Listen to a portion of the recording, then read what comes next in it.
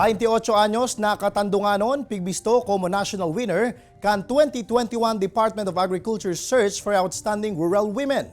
Aramontan sa iyang mga naging proyekto sa sektor kan agrikultura sa report ni Don Jimenez.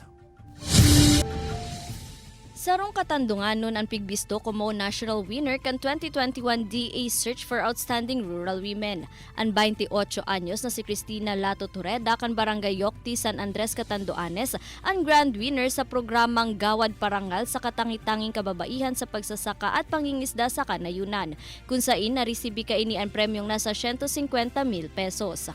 Napag-araman na bakuman talaga agriculture ang pigtapusang kurso ni Cristina, hulita graduate subuti ni Hotel and Restaurant Services asin nagtrabaho sa manlain-lain na pribadong kumpanya.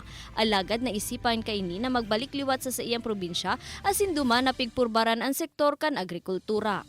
Disyembre 2018 ka nagpuon subuot si Cristina na magpabakal nin mga strawberry. An sa iyang dilhensya, pigbabakal niya liwatin pantanom hasta makatipon nin 130 pidaso. Asin dain niya subuot hunaon na mapapauswag niya an sa iyang strawberry farm. Ang akala kasi ng karamihan dito, yung strawberries lang, grow lang sa malamig na lugar like in Baguio City.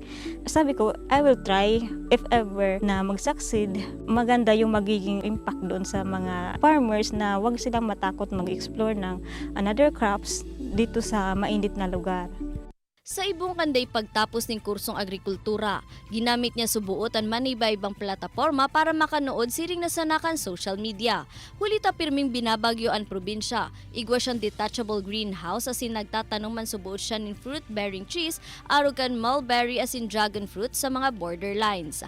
Apwera kaini, igwa man siya ng hydroponics na lettuce asin tuyong aranihan, nag-uuprisir subuot siya ng pick and pay asin fresh salad making. Labi man ang kaugmahan kan sa iyang pamilya sa onra asin advokasya ni Cristina. Sa presente, siya naiimbitaran naman como resource speaker sa maniba-ibang programa para ihirasan sa iyang kaaraman sa pag-uuma. Do something today that your future self will be proud of. Ini si Don Jimenez, Balitang Bicolandia.